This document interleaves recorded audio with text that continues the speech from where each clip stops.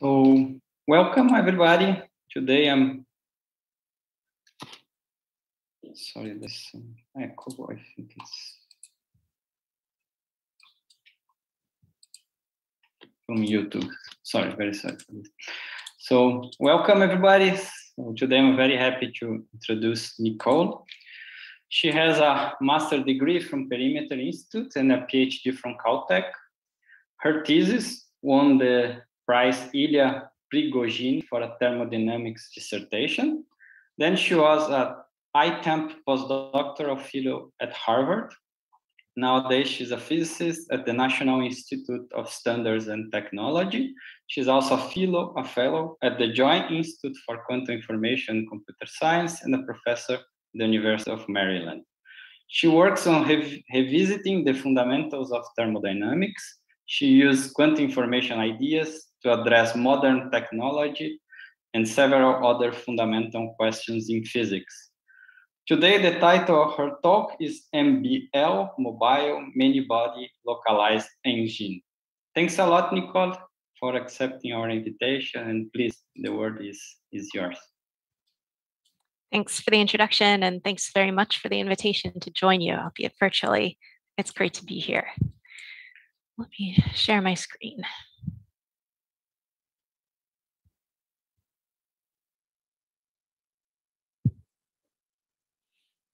Okay, this talk is about garbage, namely a random disorder potential. So suppose that you were grading some setting in the lab and you ended up creating an external background that was represented by some jagged, random sort of curve like this.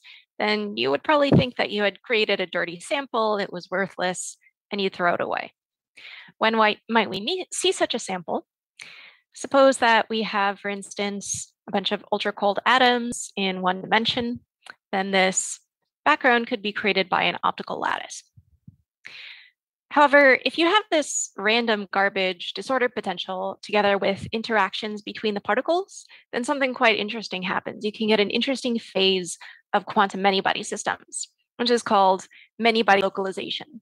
Its name has an awful lot of syllables, so it's sometimes abbreviated as MBL. I do try to avoid MBL or acronyms in talks, but I'll have to use this acronym for a reason that we'll see shortly. If you measure the positions of the particles of a many-body localized systems, then those particles will approximately hang around in those positions for a long time afterward. This behavior contrasts with the behavior of our favorite equilibrating system, the classical ideal gas. If you measure the positions of these particles, say that the particles are all clumped together in one corner of their container, then shortly thereafter, the particles will be in very different positions. So in this way, and in another way that I'll discuss, many-body localization behaves in an athermal way, not at thermal equilibrium. Systems not at thermal equilibrium relative to their environments can serve as resources in thermodynamic tasks. We can understand that claim through a simple example that we learn about in undergraduate statistical physics. Suppose that we are in a hot environment. We have access to a giant heat reservoir at a temperature T sub h, and suddenly we're given a much colder system. We can let heat flow from one to the other, and from the heat flow, we can extract work. Work is valuable. For instance, we can use it to power our cars. So it makes sense to think of the system not at thermal equilibrium relative to its environment as a resource. This story compels us to ask, can we take advantage of many-body localizations, athermality, in thermodynamic tasks similarly? Of course, the answer is yes, otherwise I would not be giving this talk. I illustrated that the answer is yes together with collaborators Christopher White, Sarang Gopalakrishnan, and Gil Raphael. We illustrated that the answer is yes by proposing what we call the MBL-mobile, a quantum many-body engine that can be ratcheted between the many-body localized phase and a reference phase. But here's where I'd like to go in the rest of this talk. I'll start with the setup that we should have in mind. I'll provide some background information about energy level statistics, which characterize classes of Hamiltonians. We'll use those energy level statistics in constructing this engine cycle for the MBL-mobile. I'll show that the engine can scale upward toward the thermodynamic limit. We'll evaluate the engine in terms of its power and efficiency. We can check those calculations using numerical simulations. I'll talk about advantages of the engine and opportunities for future work. Here's the system that we'd like to keep in mind as an example. This is just one example. Many-body localization has been realized in a number of different systems. Consider a chain of qubits, quantum two-level systems. These could be realized by, again, ultra-cold atoms. We'll label the subsystems from 1 to n. Here, I'm showing arrows pointing upward and downward, implicitly invoking spin language. Earlier, when we were talking about ultra-cold atoms, I had some dots that were either filled or empty, suggesting that an atom was present or at or absent from a site. We can use either language, the spin language or the fermion language, because there's a Jordan-Wigner transformation between the two in one dimension. They'll sometimes use one language and sometimes the other. A system like this can evolve under what's called the disordered Heisenberg model. This is a Hamiltonian that, in our case, depends on a parameter alpha that changes with the time t. There are two important terms in this Hamiltonian. The first is a Heisenberg interaction that encodes how nearest neighbors can repel each other, and also they can flip in tandem.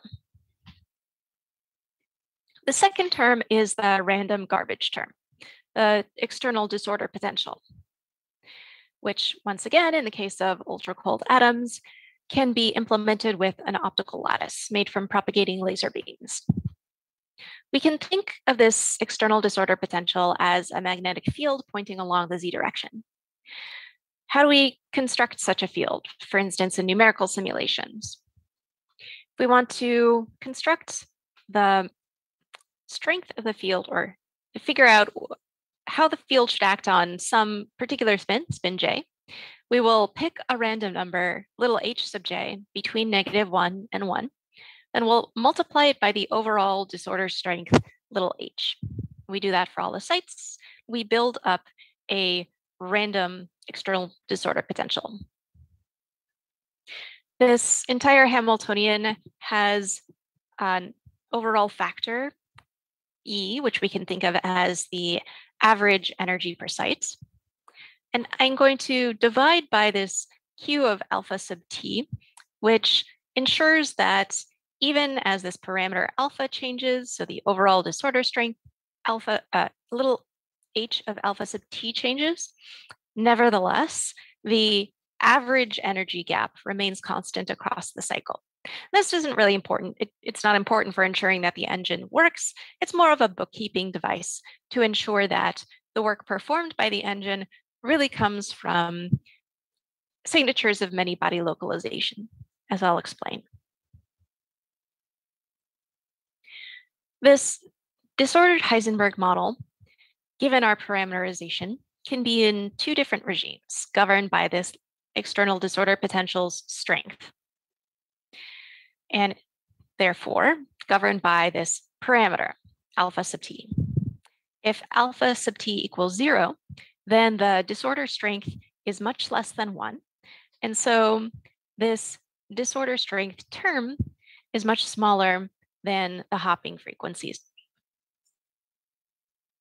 We say that the system is thermal in a very extreme case in which little h is much smaller than 1. Or if little h is just a fair amount smaller than 1, then the system might still be localized, but only weakly localized. On the other hand, if alpha sub t equals 1, then this disorder strength is very high. The disorder strength is much greater than the hopping frequency. and the system is very deeply localized. Those two different regimes are characterized by different energy level statistics. Here's what I mean by that.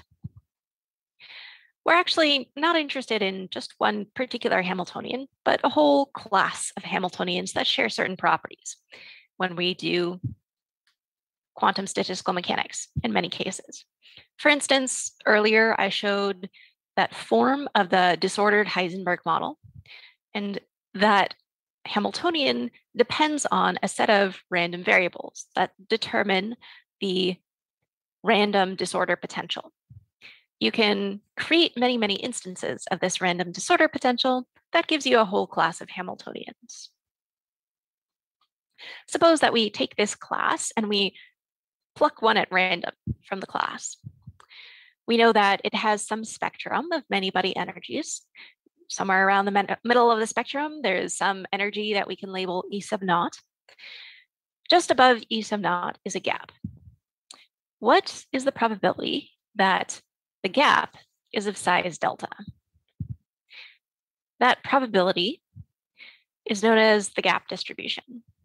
And that gap distribution is the essential quantity in energy level statistics. Again, energy level statistics vary between these two different regimes that we discussed.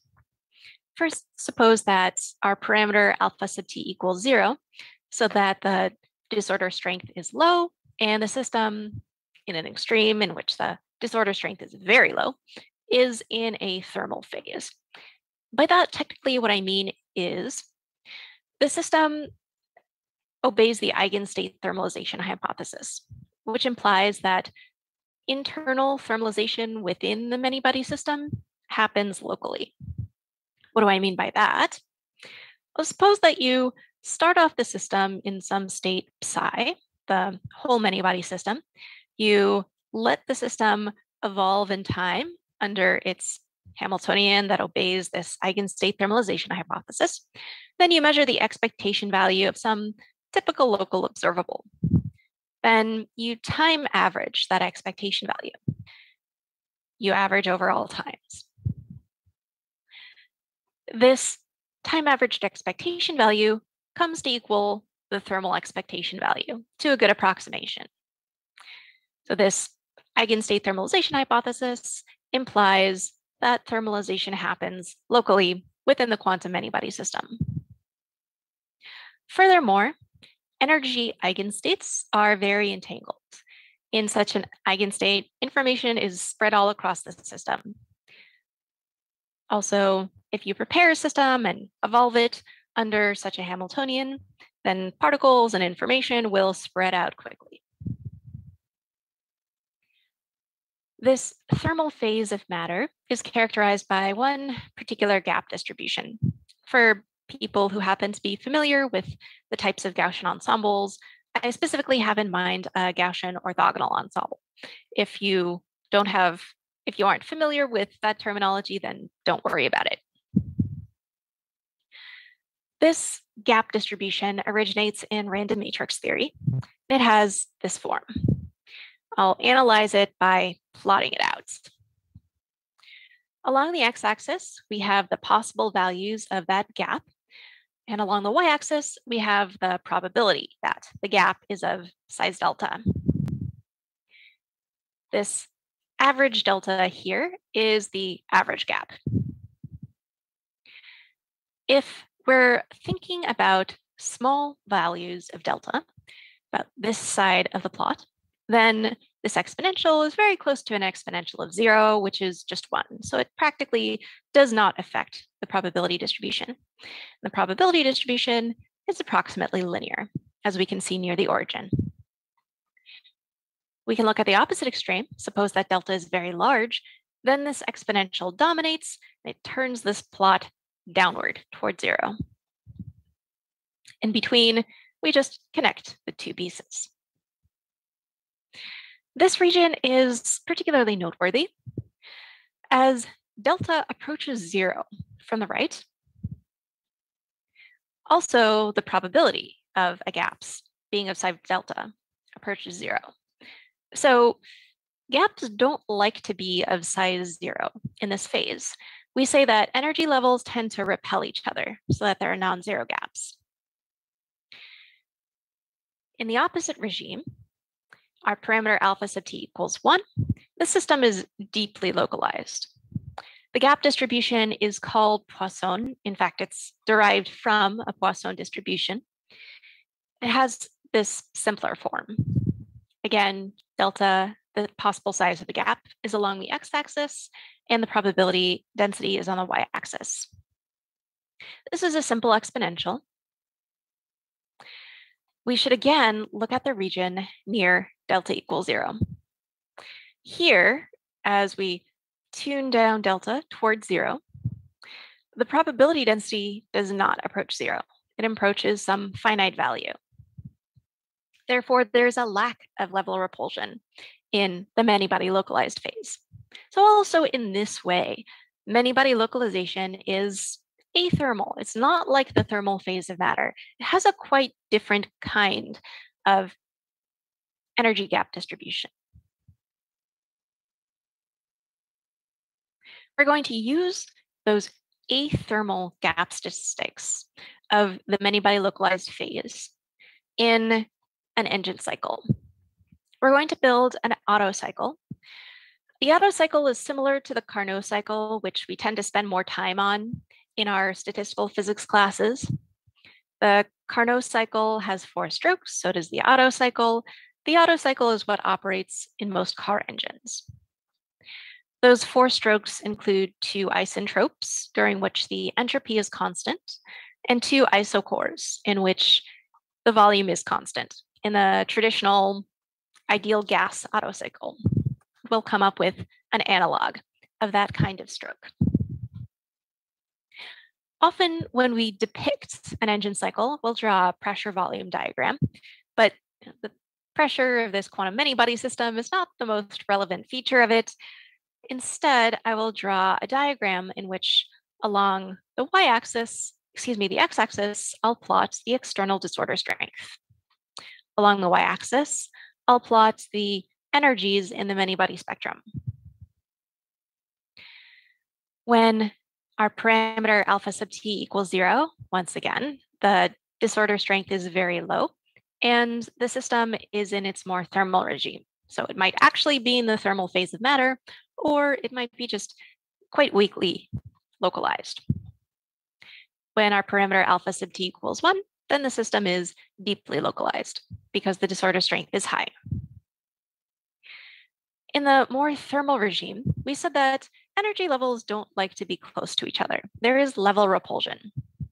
So these are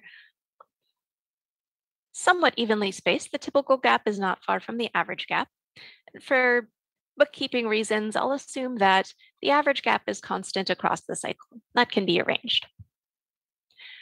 In the deeply localized regime, small gaps and larger gaps are more probable.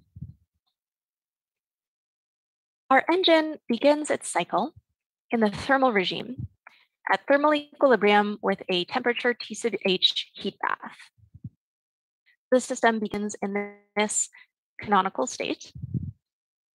Because of the statistical interpretation of the density operator, we can imagine that the engine performs a number of trials, and in each trial, the engine begins on one particular energy level that was selected according to the Gibbs distribution.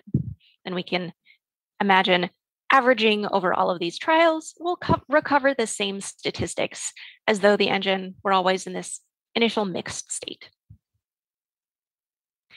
At the beginning of our cycle, we disconnect the engine from the heat bath.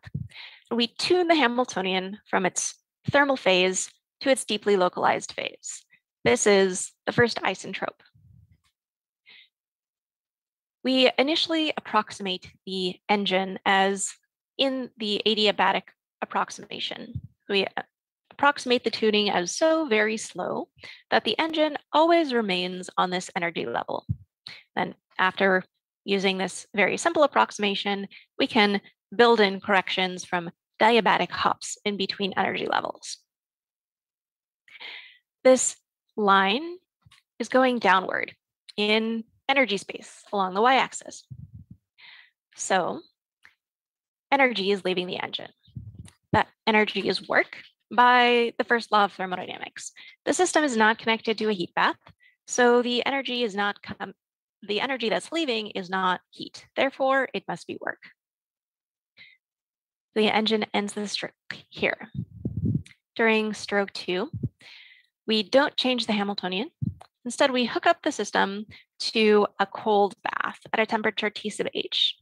We demand that the cold bath have a bandwidth, WB, much less than the average gap. This cold bath can accept, with high probability, only quanta of energy that are small enough as to be at most WB. So this bandwidth selects out the small gaps that occur more prevalently in the deeply localized regime than in the thermal regime. And the bath facilitates transitions only across those small gaps. The engine can drop down across this gap. The engine will emit a positive amount of heat, or in other words, absorb a negative amount of heat. But the engine cannot drop across the next gap because the next gap is bigger than the bath's bandwidth. During stroke 3, we tune the Hamiltonian back from deeply localized to thermal. Again, the engine moves downward in energy space, so it emits energy, which again is work.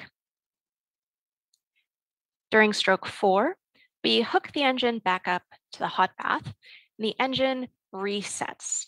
On average, it'll absorb a positive amount of heat. Across this entire cycle, the engine has emitted work, performed work, positive work, during 2 strokes. That is because we have organized this cycle such that it traverses this trapezoid, which has its narrow snout in the deeply localized regime. We managed to do that by using the cold bath's bandwidth to take advantage of the small gaps that are more prevalent in the deeply localized regime than in the more thermal regime. Therefore, we're taking advantage of many-body-localization's athermality in that it has athermal energy gap statistics. You can ask what happens if there's a trapezoid like this. In this case, the engine will go upward and can't drop downward during stroke 2, so it'll go right back to where it started. So it will perform net zero work, which doesn't harm the average energy outputted by the engine. Just whenever the engine gets on one of these good trapezoids, it'll perform positive work. You might notice a problem. Let's denote again by n the number of sites. The energy band is of width approximately n, or at least proportional to n. Meanwhile, the number of energy levels grows exponentially in n. So therefore does the number of gaps. Therefore, the size of the average gap decreases exponentially as the global system size grows.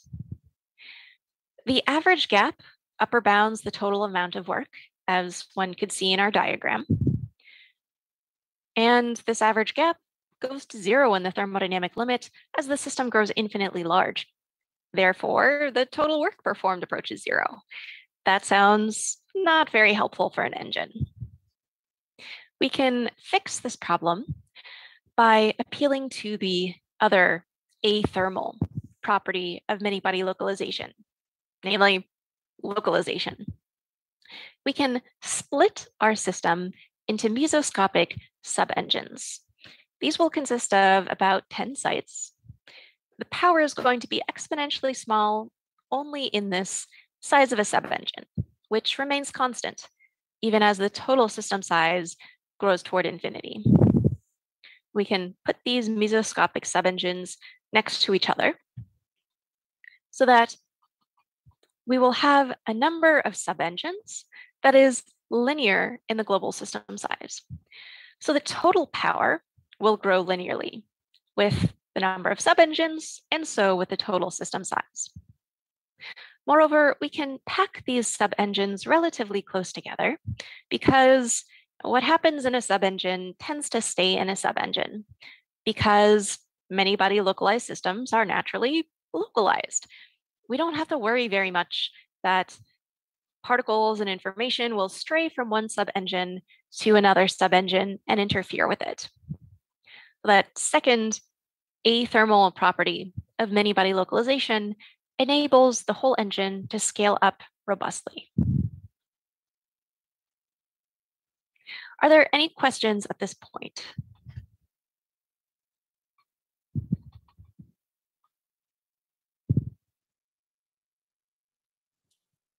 Yeah, I'm not seeing.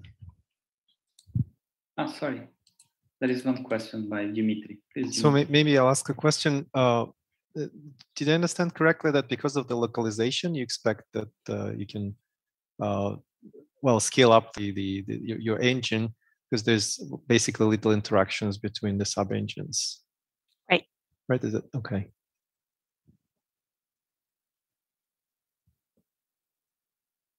If there are no further questions, then I'll continue. We assess an engine by calculating the power that it performs at and its efficiency. Let's start with the power, which is essentially the average work extracted per cycle. For background, we need to talk about what work and heat mean in the quantum realm.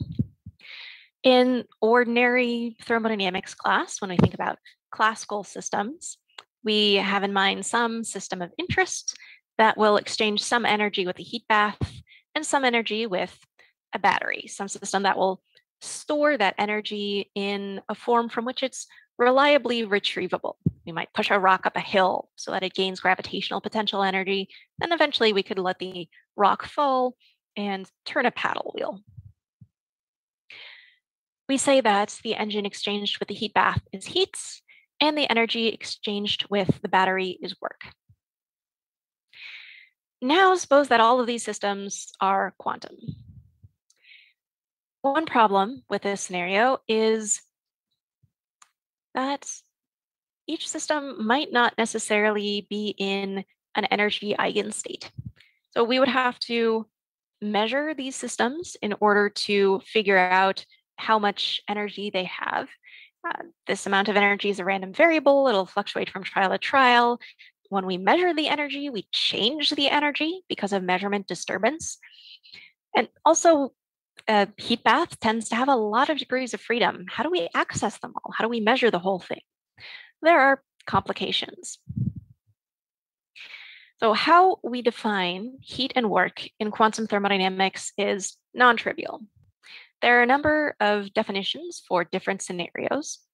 I will use the following definitions. They're suggested by this definition for what we might think of as the quantum analog of the thermodynamic internal energy, the trace of the state of the system of interest with its Hamiltonian. By the product rule for differentiation, if the internal energy changes, that change can result from two possible more microscopic changes. First, the state can change. Second, the Hamiltonian can change. The quantum state is the quantum analog of the phase space density in classical statistical mechanics. Suppose that you have some classical statistical mechanical system that is exchanging heat with a heat bath. The phase space density will flow toward the canonical distribution, which is the maximum entropy distribution that is consistent with the average energy. The entropy encodes uncertainty. So heat, we would think of this term as corresponding to the heat because heat also has randomness to it. It is not coordinated energy. It's not being harnessed to do something useful. It's the energy of particles jiggling about randomly, unpredictably. But we associate this term with the heat exchanged. This change in the Hamiltonian comes from a change in some external classical parameter, such as the strength of a magnetic field or the height of a rock in a gravitational field. This is well-ordered energy because we, again, store the capacity to perform work in, say, the controlled height of a rock that's sitting above a paddle wheel that, if we want, can fall onto the paddle wheel and cause it to turn, to do something useful. We therefore regard this term as the work absorbed by the system of interest. We're going to use those definitions together with a few assumptions needed in the calculations. First, I'll set Boltzmann's constant to 1. Second, as I mentioned before, I'll assume that the cold bath has a small bandwidth relative to the average gap. I'll assume that the cold bath really is cold and the hot bath really is hot. Again, we want to calculate the average amount of work performed by the engine per cycle. We're going to take advantage of the first law of thermodynamics, according to which the work performed equals the sum of the two amounts of heat absorbed by the engine. Those two amounts of heat are absorbed during the resetting stroke and during the thermalization with a cold bath. Let's start with this side. This amount of heat absorbed from the hot bath approximately equals this gap here, which is approximately the average gap we said, according to our study of energy gap statistics, times the probability that as the engine is traversing the cycle, it correctly drops down here, minus the probability that it accidentally rises across the gap just above.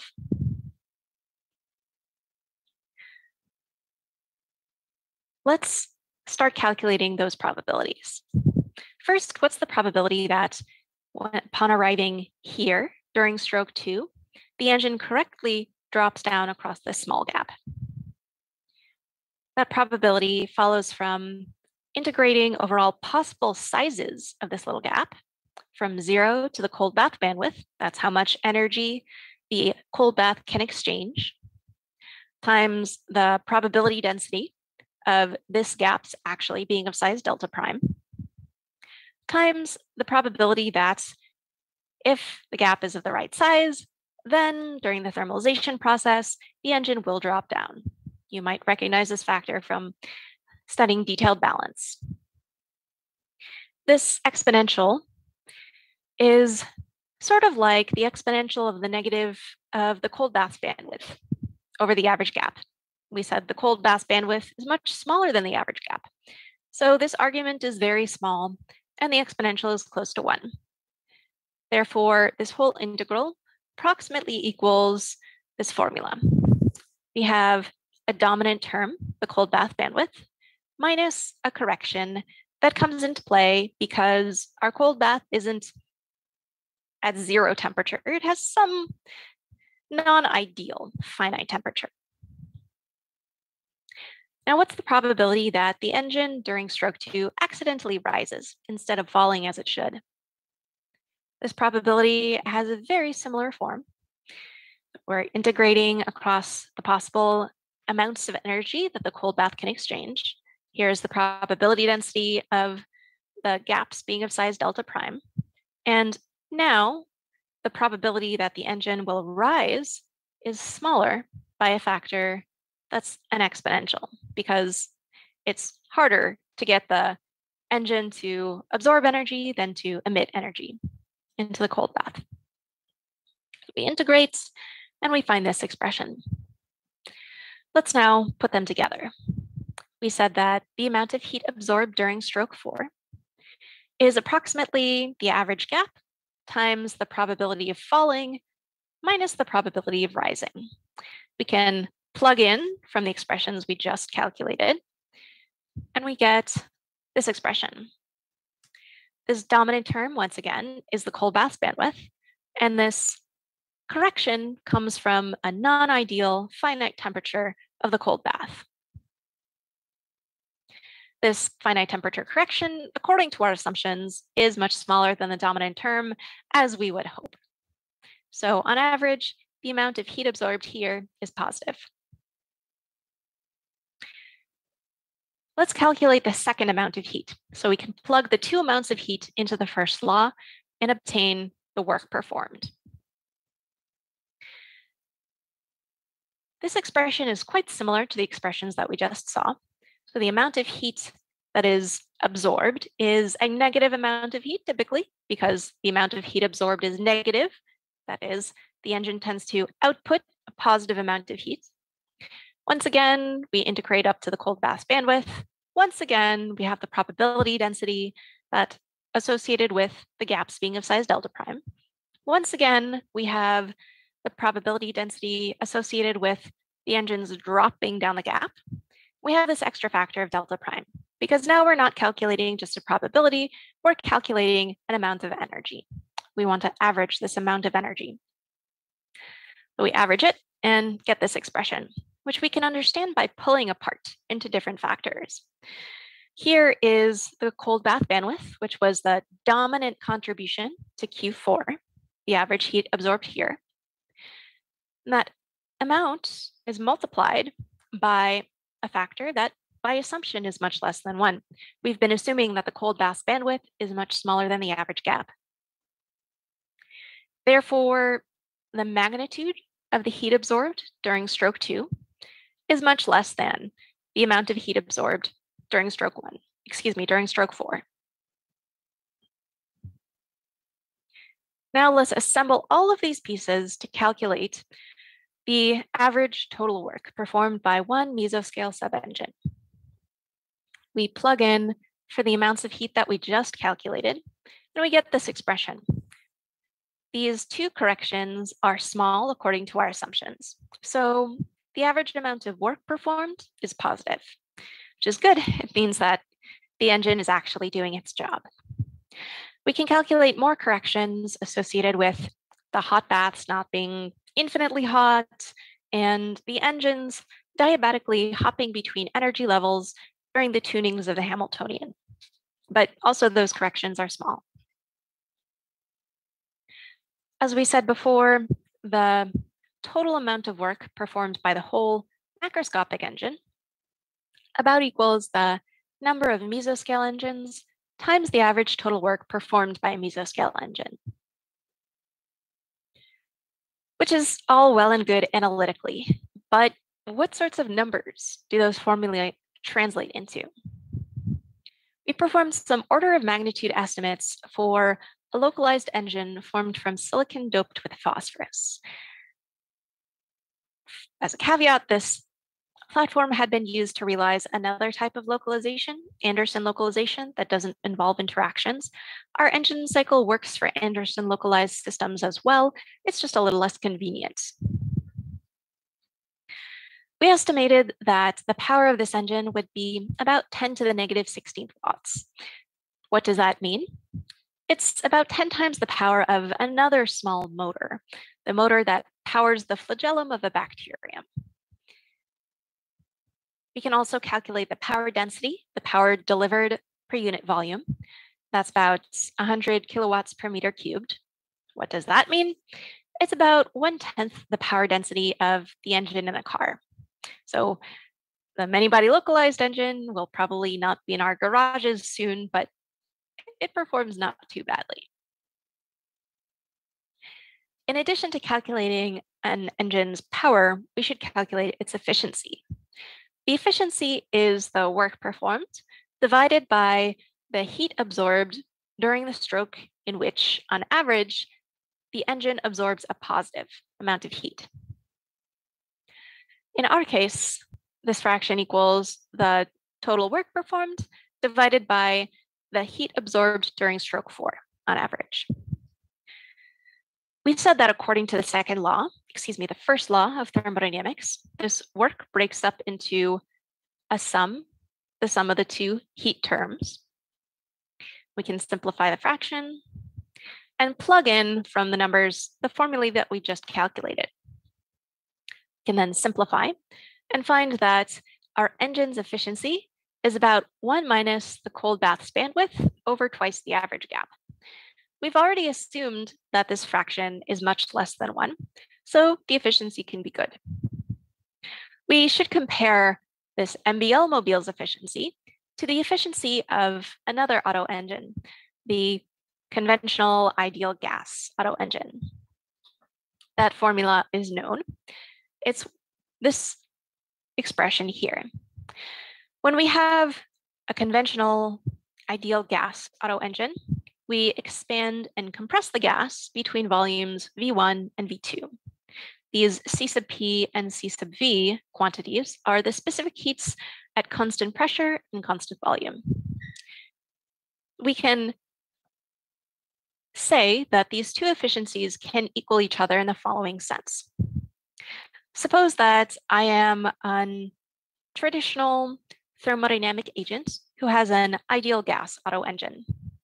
That gas has some specific heats, and I choose volumes between which to expand and compress the gas. Ideally, my engine can achieve this efficiency. Suppose that you are a quantum thermodynamicist who operates an MBL-mobile. I can hand to you my numbers, and you can choose a cold bath bandwidth and an average gap, such that ideally, your engine achieves the same efficiency. Both these efficiencies obey the Carnot bound. Both efficiencies are, at most, the efficiency of the Carnot engine, which is the greatest efficiency that any engine can achieve while running between just two baths of two different temperatures. This upper bound is a good thing because if we broke that bound, then we would essentially be breaking the second law of thermodynamics and we would have done something wrong. Are there any questions at this point?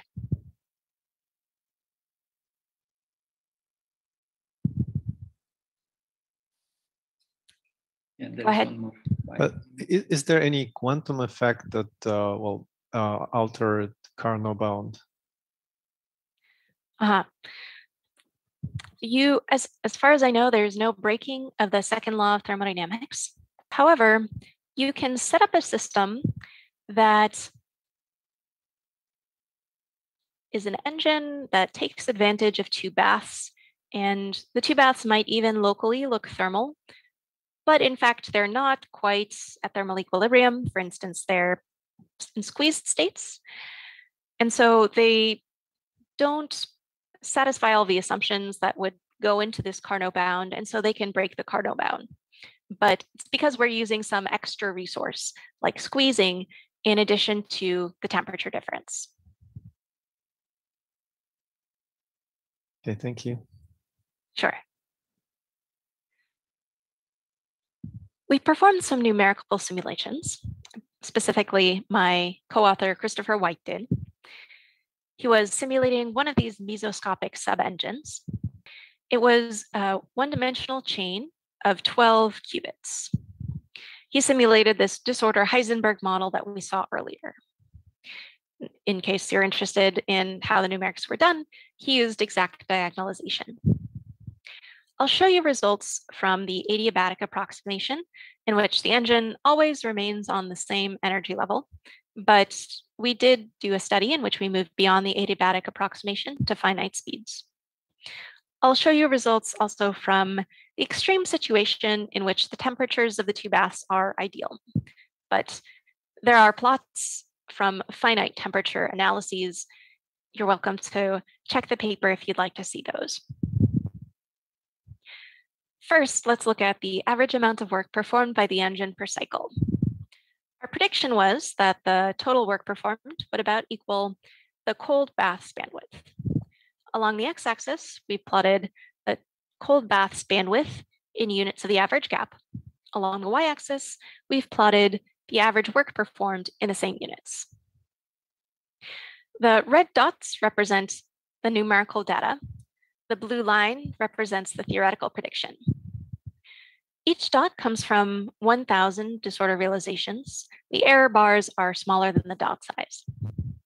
This gray shaded region represents the parameter regime in which the engine is actually expected to perform in this manner, because the engine satisfies the assumptions that I mentioned earlier. However, the data fit the prediction very well even outside that regime. We can also check the efficiency. Remember, we predicted that the efficiency is about 1 minus the cold bath's bandwidth over twice the average gap. Along the y-axis, the x-axis, once again, we have plotted the cold bath's bandwidth in units of the average gap, which is more or less this correction. Along the y-axis, we have the efficiency. Once again, in the parameter regime of interest, the theoretical prediction fits the data quite well. The MBL-mobile has a few advantages when compared with specific competitors. We saw that it can scale robustly as the system grows larger because of one of the two athermal properties of many-body localization, namely the localization of the particles. Relatedly, the engine can perform at a relatively high power density because we can pack the sub-engine somewhat close together. The engine is relatively reliable. Consider running an engine again and again and again. Different trials will output different amounts of work. Could be useful to have an engine that is reliable, whose work statistics do not fluctuate too much from trial to trial. The MBL-mobile is relatively reliable in that the fluctuations are relatively small. Here, we're comparing to an engine that across the cycle is ratcheted not between the deeply localized and weakly localized regimes, but just within one of those phases, say from strongly localized to another random instance of strong localization. If you run an engine enough times, eventually you'll come across what I call a worst case trial, a trial in which the amount of work performed by the engine is negative.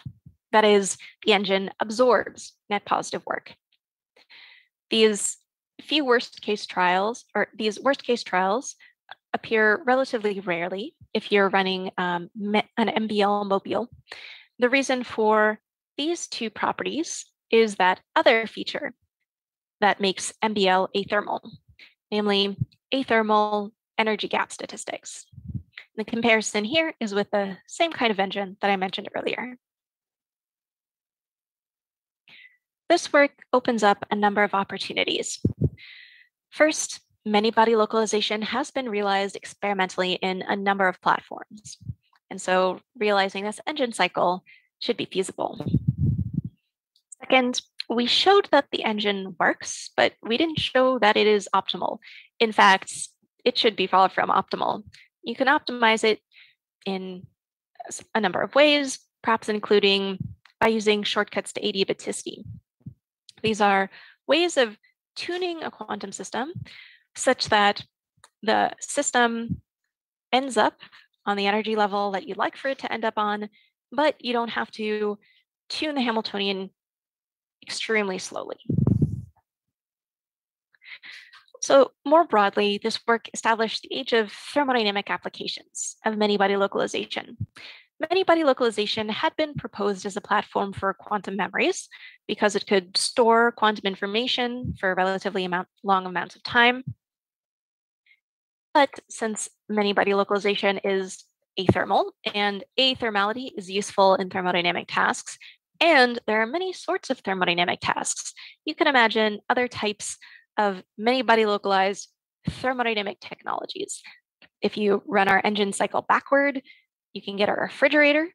You could imagine in our maybe not wildest dreams, but somewhat wild dreams, a quantum many-body system, an MBL refrigerator that services quantum many-body systems, keeping them at low temperatures so they exhibit quantum behaviors. You could also imagine rachets and diodes. Also, more broadly, this work showed that we can regard energy level statistics as something that is athermal and a possible resource in thermodynamic tasks. Usually we think of probability distributions over phase space or quantum states as things that can be athermal, away from thermal equilibrium, and so resources. Maybe we could take advantage of athermal energy level statistics, or other athermal things in thermodynamic tasks. So I showed you some poor sketches that I made, but there's an opportunity for much better pictures. So I published this book this spring, Quantum Steampunk, The Physics of Yesterday's Tomorrow. This is a broad overview of quantum thermodynamics. It goes over the fields that we need to understand in order to get involved in quantum thermodynamics, such as information theory, provide some history of the field, an overview of the subfields and some of the main results. This MBL-mobile is in one of the chapters. This is a diagram from that chapter. It was created by Todd Cahill, who is a steampunk artist. He depicts these concepts much more beautifully than I did. This book also has the backstory behind how this project came into being, which is kind of one of those funny stories about a project starting over a cup of coffee, which is, I think, particularly appropriate for thermodynamic projects because we so often talk about a cup of coffee when trying to illustrate what the second law of thermodynamics says. In summary, if you have random garbage, a random external disorder potential, together with interactions, you can get an interesting phase of quantum many-body systems, many-body localization. Many-body localization, I argued, exhibits two types of athermality, or the quality of not being at thermal equilibrium relative to the ambient environment. Many-body localization exhibits, first of all, localization, as the name suggests, and second, energy gap statistics, very different from the energy gap statistics of the nearby thermal phase of matter. We constructed an Otto cycle for a quantum many-body system that can be ratcheted in between these two phases. We calculated the power and efficiency. We also checked those calculations in numerical simulations. We saw some advantages of the engine and saw opportunities for future work. Thanks for your attention. Thanks a lot for the great seminar. So I think now we can move to questions. Please, there are many ways of asking questions. Both you can use YouTube, you can use the chat of Zoom, you can raise your hand. So maybe I will start. You mentioned how about the competitions with other and also can you say more about optimization? I think you mentioned optimization, but yeah. Sure. So I mentioned a particular competitor. In fact, we have an appendix in which we compared our engine with something like 6 other competitors. There are various competitors that you could imagine. One is the conventional Otto engine formed from an ideal gas. I also mentioned that. It does have can have an equal efficiency, but it would probably in practice perform more work. You can compare to an Anderson localized engine that would perform about as well in principle, except that it's a little less convenient and it might be a little more difficult to put together because generic systems are interacting systems, whereas Anderson localized systems are not interacting. I also mentioned an engine in which you just take our many-body-localized engine and instead of ratcheting it from the very localized regime to the weakly localized regime and back, you just ratchet around within one of those phases. And the key here was to check, is it really the athermality of the energy level statistics of the many-body localized phase that is helping us? Is it really the contrast, I'm saying, between energy level statistics of many-body localization and energy level statistics of the thermal phase? if you just kept the engine within the many-body-localized phase, then you wouldn't really see the athermality across the cycle of the energy gap statistics, because you only ever see energy gap statistics of one type. That's why I proposed, or that's why we proposed this competitor, which kind of sounds a little artificial, but that was the motivation, to check whether it's really athermality, the comparison of the energy gap statistics of one phase and the energy gap statistics of the other phase that are really helping us. And we found that the fluctuations across trials of the work and the probability of obtaining a negative amount of work that indicate that it's really athermality of the energy level statistics that help us. Thanks. Dimitri? So can you a little bit elaborate on what you said? So you said that if you run just within the MBL phase, then the engine wouldn't really care or see the athermality. So what does it mean? I mean, would there still be a thermal engine? Would there be a positive work in this case? We go back to the diagram that I showed in which I drew out the cycle. And actually, I can go back to that slide. Let me find the slide and then share my screen again.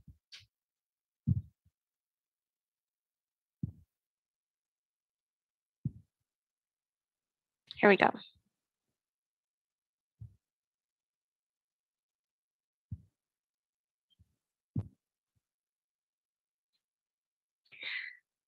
Instead of having thermal here and deeply localized here, we would have deeply localized here and also deeply localized, just a different random instance of the disorder potential over here.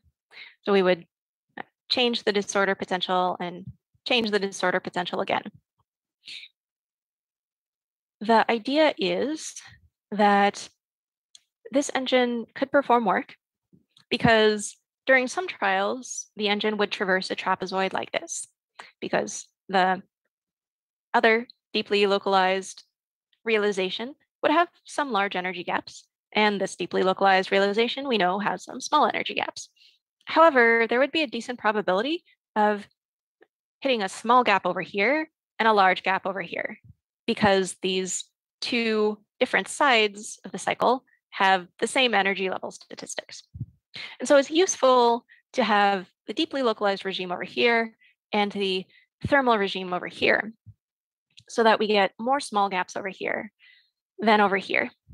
So it's useful to have within a cycle both the many-body-localized phase and the thermal phase, similarly to how if you have an ordinary engine in ordinary thermodynamics, and you're trying to extract work, you need not just one heat bath, but two different heat baths at two different temperatures, so you can see a contrast between the two. Right. So I was, in fact, my first question probably wasn't properly asked. I also wanted to know, well, if you want to build like a scalable engine, and you say that, well, MBL phase is not a problem, but you have two phases here, the weakly localized and strongly localized. So do you expect any problems with weakly localized phase in this case when you scale your engine? What do you have in mind with regard to problems in the weakly localized phase? So for a stronger localized phase, you use the fact that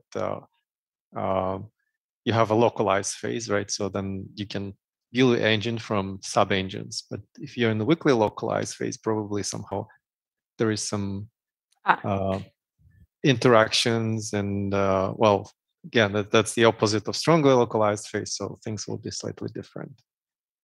And the weakly localized phase has, well, each of these phases, deeply localized and weakly localized, has a correlation length.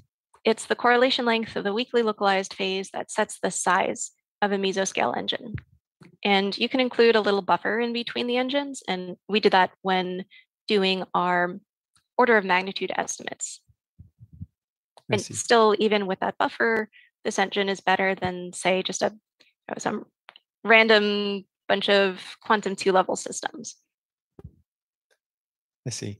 So my final question is more naive, and Right. So maybe about realization. So are we talking always about some kind of spins on one-dimensional spins, and what is really work, and how do we use work in this case? There have been a number of platforms that have been used to realize many-body localization. We can use spins, we can use ultra-cold atoms that are present or absent. NV centers in diamond have been used, probably superconducting qubits. So there are a few different options as to the work. You could phrase that question in terms of the question, how would we store the work that comes out? What would be our battery? That would depend on which platform that we choose. For instance, if we choose some many-body system that can be in a cavity, then the electromagnetic field coming out of the cavity could be absorbing the work. All right. So do you need a special dynamo for this MBL engine, or that's probably? Sorry, a special what? No, it's more of a joke. And just you need another device, MBL device, probably to, like you said, the battery or dynamo to transform this work into electric or other kind of energy. But yeah, it's not the question, I guess. But that's okay. Well, since cavity QED is pretty advanced, it might be feasible using today's technology to put the work into the electromagnetic field coming out. I see. Thank you very much. Sure.